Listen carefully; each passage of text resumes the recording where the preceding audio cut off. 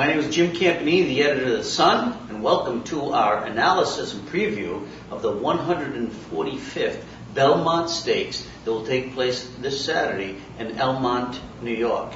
I'm here with The Sun's veteran handicapper, Paul Daley. I'm filling in actually for sports editor Dennis Whitten, who I hope is enjoying himself in a 2-week tour of Europe with his lovely wife. They're on their 25th wedding anniversary. Dennis, if you see this, hope you're doing well. Paul, this race, although there's not a triple crown to be contested this year, there is still a certain drama in this running of the Belmont Stakes. We have all coming back. Actually, we have 10 horses coming back from the Kentucky Derby, and including the winner of the Kentucky Derby, Orb, and we have the Preakness winner coming back to contest this race. So how do you figure the track itself, which is the largest, this is the biggest, longest race and biggest track in North America at a mile and a half. How does this track figure so significantly in the Belmont Stakes? Well, it's interesting you mention all that, because this is the 21st time that the winner of the Preakness and the winner of the Derby have met head-to-head. And of those times, the Derby winner has won 5 times, the Belmont 5 times, and the Preakness winner has won 9 times. So there are 7 other times that they've met that other horses have won. And some have paid as much as $140, like Saravo in the early 90s and Datara a few years ago.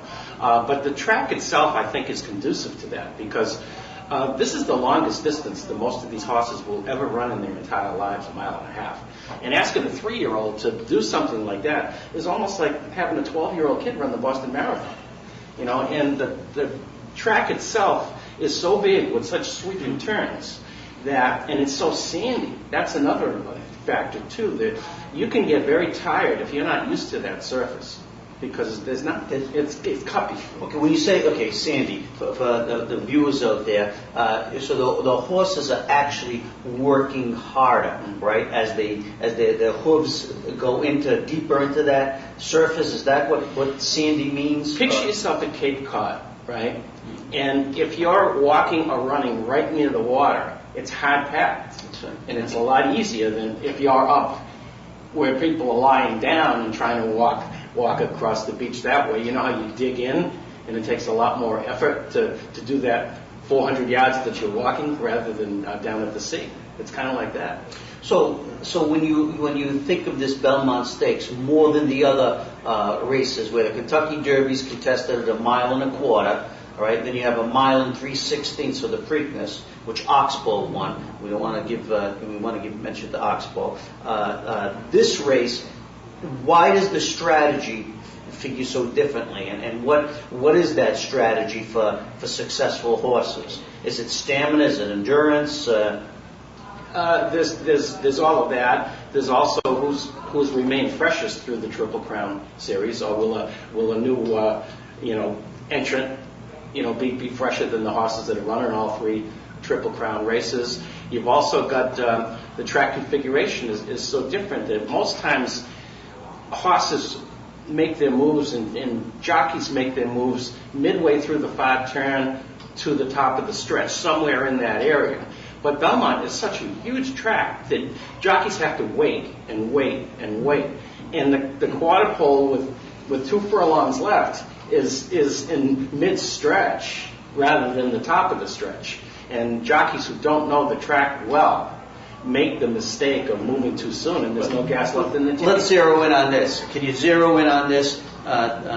This is a very crude drawing, but just picture this. This oval is a mile and a half winners, in the Belmont, and that I guess goes to the strategy where sometimes you hear this. A horse gets loose on the lead, controls the pace. Is the pace going to be that much of a factor? Looking at the horses that have run, in the Derby and the Preakness, you had. And my point is, you had Orb was 10 lengths better than Oxbow in the Kentucky Derby, and then Oxbow is 9 lengths better than Orb in the Preakness. So how does this figure? Part of it has to do with the pace of the race. And Oxbow was able to get 6 furlongs in 1:13, which is like timing it with a sundial. They're very slow. So he's going to have a lot of gas left in the tank. There aren't that many Belmonts that have won wire to wire. The most famous was probably Angel Cordero and Bull Forbes in 1976. But there's 3 speed horses in here. There's 2 in the inside, Frack Daddy from post position 1, Freedom Child from post position 2. Frack Daddy's trainer, Ken McPeak, says, we're going. And same thing with Freedom Child, who won by 13 lengths in the Peter Pan. Yeah. And over the same track. Yeah, right? He says, we've got to go too. And if it's a sloppy track, he's probably going to be aided by that, Freedom Child is. In the outside, one of Todd Pletcher's 5 horses, Palace Malice, is an early speed horse too. So the 3 of them are going to be out there winning. So I don't see any molasses slow early times in this particular race. Okay. So, but what is the?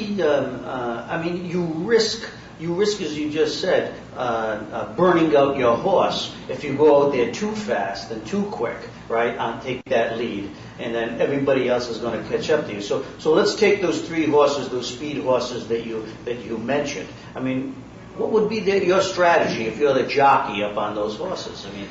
Well, Frack Daddy can only win on the front. Some horses don't like to chase other horses.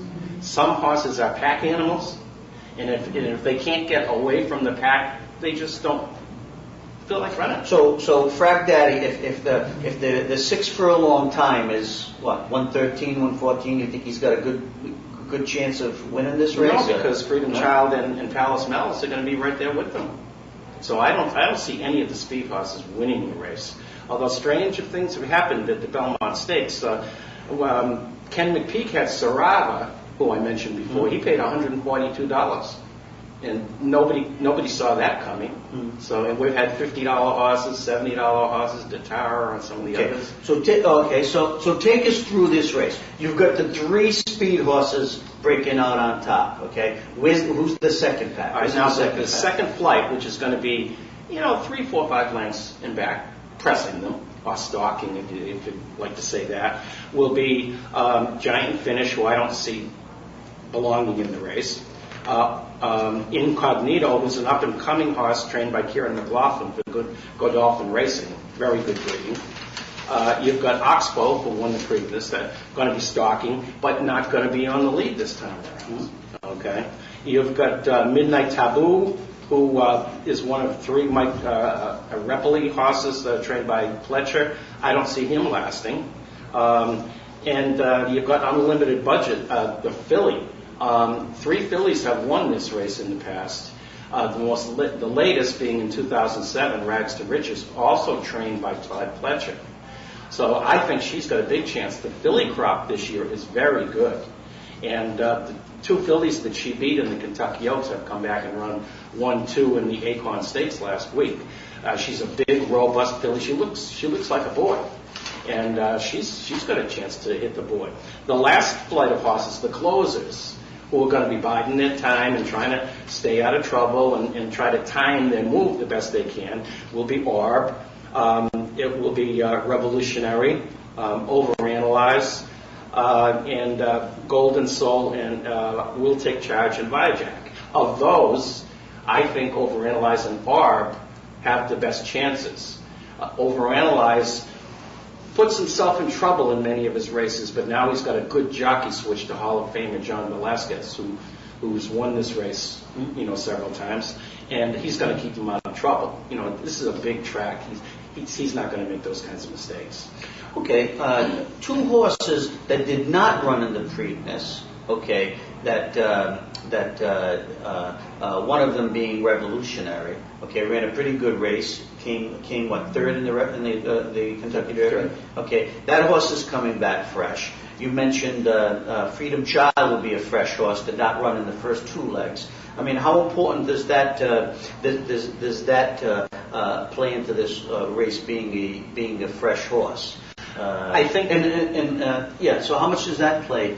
I think it helps more that Freedom Child and Revolutionary are stabled at Belmont Park and train over that track every day. So I give that more weight than I do them being a fresh horse. Usually the horses that run in the Triple Crown generally do very well because they're the better horses. They're the more precocious horses, and they've shown more talent up to that particular point. So it's rare for a totally fresh horse to win the Belmont Stakes, but not unheard of, especially with these two horses who are stabled right there. So let's see. You've been a big fan of Orb. You correctly said that that horse was coming up to a big race in the Kentucky Derby.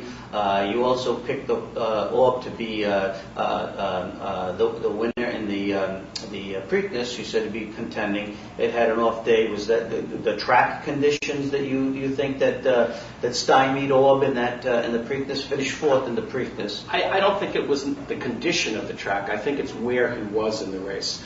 He's a free-running horse who likes to be outside, just like this filly Unlimited Budget, who she drew the 13 post, which is perfect for her. So he got caught on the inside almost the whole race, and Joel Rosario couldn't get out with him. And I think he got frustrated. If a horse can get frustrated, I think he got frustrated. He had also run 5 top figures in a row. And for those who do the sheets, he was ready for what they call a bounce, a regression. And he got that out of his system. Now he trains Sunday. He had a wonderful workout Sunday. He's back at home sleeping in his own bed. He goes to the paddock. He goes to the paddock every day. He's trained over that track his entire life except this winter in Florida. That workout the other day just said he's back on his game. And McGahee feels that way. He said, I wouldn't go unless I felt I could win. He's not running just to run. So do you think Rosario has a better chance to keep Orb out of trouble in a longer race like this one? Absolutely, because number one, there's more room, and there's going to be 3 flights of horses, so that you're not going to have them all bunched together. The other situation is he's in the middle of the pack, number 5. And 2 of the horses inside of him, actually 3, are speed horses who are going to go. So he can find a place either inside of those horses or outside of those horses, somewhere heading into the backstretch, and then just keep his position and bide his time.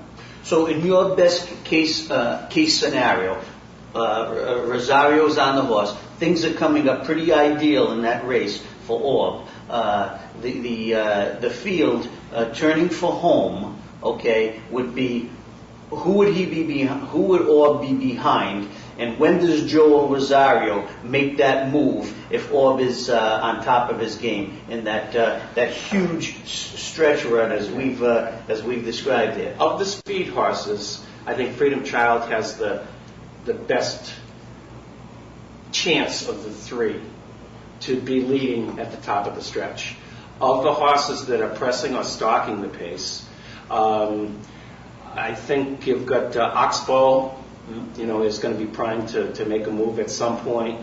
I think Unlimited Budget, the filly, is going to be right there. So those 3 are going to have to be caught by Overanalyze or Revolutionary. That's kind of how I see that setting up. Where Rosario makes his move, he knows Belmont very well. Where John Velasquez makes his move, Hall of Fame jockey who rides there all the time. And Revolutionary is being ridden by Javier Castellano. He knows Belmont very well too. I just happen to think that Revolutionary and Overanalyze, both who are trained by Pletcher, that Overanalyze, I think, is the better horse. So that's why of the closers, I think it's Orb and Overanalyze. Okay, let's talk about the filly. Unlimited budget, being the only filly in this field against the colts. Getting 5 pounds. Yeah, is that why you like this horse? I mean, is the horse coming up to a big race? Tell us a little about the filly. The reason I like her very much is, number one, I think the filly crop is just as good as the boys this spring. That's interesting. And number two, Todd Fletcher trained her. He trained Rags to Riches to win in 2007. This filly was sold to Mike Reppley, who's a New York guy. Yeah. You know, he made his money in the mineral waters, and now he loves the horses. He wants nothing more than to win the Belmont Stakes, and he's got 3 horses in. But she cost him $475,000 at auction. And Street Sense is the sire. Street Sense horses can run all day. And the dam is a daughter of Valid Appeal. So she's got stamina built into her. She's a big, robust horse, kind of like, if you remember, Winning Colors used to be. Oh, yeah. You know, and so she reminds me a lot of Winning Colors. And Winning Colors won the Derby. You know. How many races has Unlimited Budget had? She's 4 for 5. Wow. Yeah, she's her only loss was in the Kentucky Oaks, where she came in 3rd, but only by 2 lengths. And she was beaten by a couple of pretty good horses, and 2 of the horses that she beat came back and won the Acorn Stakes at Belmont Park. So everything about her says that she should run very well. Okay, now I liked Orb and Revolutionary in the Kentucky Derby. Okay, a Golden Soul made a spirited run from the top of the stretch and held on for second after being passed by an explosive move by Orb down on that stretch. What do you think about Golden Soul stretching out, going a little further here in this race? Why don't you like Golden Soul to go the distance in this race? 2 reasons. The first reason is, even though it's a big track, there are 14 horses in here, and it's going to be breaking from outside, and he hasn't got much early speed. So he's going to have to try to find a position someplace. And going into that first turn, it's not that easy because there's going to be a lot of horses in front of him. The second thing is that it's a red flag to me that it hasn't had any races since the Derby and only a few workouts. The Derby knocked that horse out, and he's just starting to come back. And I think he needs at least 1 race, and certainly not a 1.5 miles. That's interesting. All right, going back to Revolutionary. Calvin Burrell rode Revolutionary in the Kentucky Derby. Calvin Burrell, they call him Burrell because he loves to put those horses in position along the rail, saving ground, and then either sneaks up or just goes by horses in the stretch. He's done it 3 times in the Kentucky Derby in the last 5 years to win the Kentucky Derby. But we have a jockey change now. Javier Castellano, who is equally good and talented. He's now riding Revolutionary. Does this jockey switch say anything to you? No, I think the main reason for the switch is that Castellano is based at Belmont Park and knows the track like the back of his hand. So does that elevate this horse at all to be in the thick of things? I think it does, but I just think Overanalyze has more talent than he does. Okay, very good. All right, so we're ready for Paul Daley to make his picks. Okay, in this 145th running. But before we do so, is there anything else that fans should be considered that could change things? I mean, we're looking at weather is going to be a factor here. There's probably going to be some rainy conditions and wet conditions with the storm coming up the coast. Just tell us with this field who that helps and who that hurts. I think. First of all, an old-time handicapper said to me, Paul, horses are used to being out in all kinds of conditions in the paddocks and, in the young lives and everything else. He said, I don't change my handicapping based upon weather. Having said that, there are a couple of horses that are going to be helped. Freedom Child is going to be one of them. Won by 13 lengths on a sloppy Belmont track. And that was at what distance to Peter Pan? That was at 1 1/8 miles. But that's still 3 more furlongs to go. Does he have the stamina? We'll see. Does a horse like that bounce off that performance? It could be. You know, when they win by 13, they generally don't run back to that performance. But Arb should be helped too because he knows the track. He's trained over that muddy track at Belmont many times. He won in the mud in the Kentucky Derby. So I think those 2 horses will be helped if anybody. Okay, give us the picks. I still have to go with Arb. If Arb hadn't had such a great workout on Sunday, showing me that he was back all the way, I would have said, all right, maybe he's knocked out a little bit, but I don't think so. McGahee doesn't think so. McGahee wouldn't run him unless he thought he had a chance to win. So Arb is my pick to win. I'm picking Overanalyzed, one of Todd Pletcher's horse, to come in second. I'm picking the filly, Unlimited Budget, to come in third. And my live long shot is a new player who trains at Belmont Park called Incognito, running for the Sheeps of Godolphin Stable. Yeah, why is that? Tell us about that long shot. Why do you like this horse? His breeding for the distance is impeccable. He's by AP Indy, who sires distance horses. His dam is a daughter of Unbridled Song, who is a very good horse in itself. Kieran McLaughlin said, if we can get this horse to the 8th bowl, he's got the breeding. Really? Yeah. Okay. If you come in on this, here's Paul Daley's picks. He's going with Orb. Now notice the pattern here. 2 horses, okay, that their names begin with the letter O have won the Kentucky Derby and the Preakness. So it stands to reason, I guess, if you don't like the handicap, that another O horse is going to win. And Paul Daley's got 2 on top. He's got Orb here to win. He's got Overanalyzed to come second. You see this O, okay, and Unlimited Budget. But now, for you railbirds out there who are sharp, I'd say go with O, and add another O in there. And your best O left in this race would be, you've got Orb, Overanalyzed, and I don't. Do we have another O horse in the race? We have another O. Well, Oxbow. Oh, Oxbow. So you can put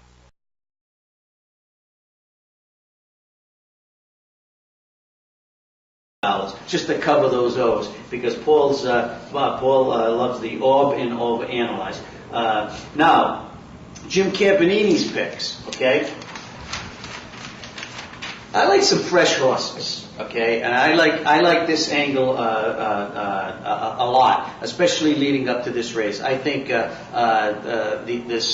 grind of running in the Triple Crown races separates these horses, and Orb could turn out to be a great horse because it has run. This would be what, 7th race or 7th race, okay, this season, and that takes quite an endurance, a pedigree, and a determination in an animal to run at this high level and stuff. But I'm going to go with Freedom Child. I think I've been following this horse, and I think that was a coming out party in the Peter Pan. I think these connections have brought this horse along slowly, and is just reaching. I think Freedom Child is just reaching the peak. I think Castellano on this horse says a lot, and I like Revolutionary coming back, sitting out the Preakness, coming back in this race.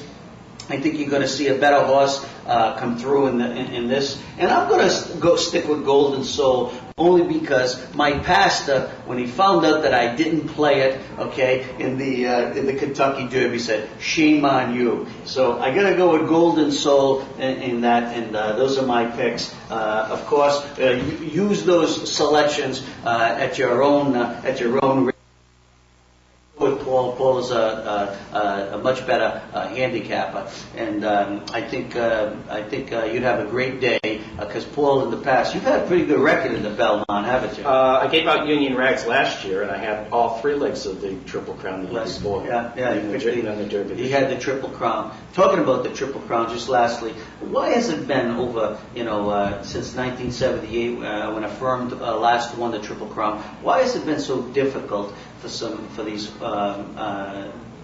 horses, and we've had some great ones, unable to put all 3 races together? Well, I think we were breeding too many horses at one point in time, and because everybody was buying, they thought like the housing market with the foreclosures, it would never end. And we were breeding horses that were not that sound, and we weren't breeding for distances. And with the permissive medication, it was masking some problems that some of these stallions had later on. And I think that's part of the reason why we haven't had a Triple Crown winner in 30 Do you see the trend, though, changing now? I do. Because fewer and fewer horses are being foaled now, thoroughbreds. So you think they're getting back to the basics there? And I believe so. yeah, okay, that's interesting. Now, Paul, your column, I have a copy of Paul's advanced column telling you about the race, and he also has some plays, how to bet, and the total expense is only $48 here, and he gives you some interesting plays. This column will be in the Sun on Friday. So it's going to be in tomorrow's newspaper, Friday the Sun, and you can also see it online, lowellsun.com. So thank you for watching the show, and hopefully we'll have Paul back in the fall to go over some Breeders' Cup races. Sounds good to me. Paul, thank you very much. May the horse be with you, as Harvey Pack used to say.